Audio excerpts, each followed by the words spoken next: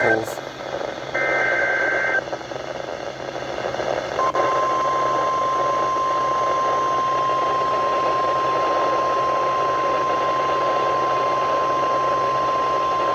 Moderate flooding is forecast from Merrimack River at Valley Park from Sunday afternoon to early Thursday morning.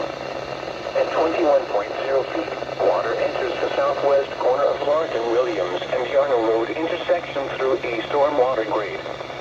In Valley Park, Marshall Road begins to flood between Treecourt Industrial Road and Timberview Road.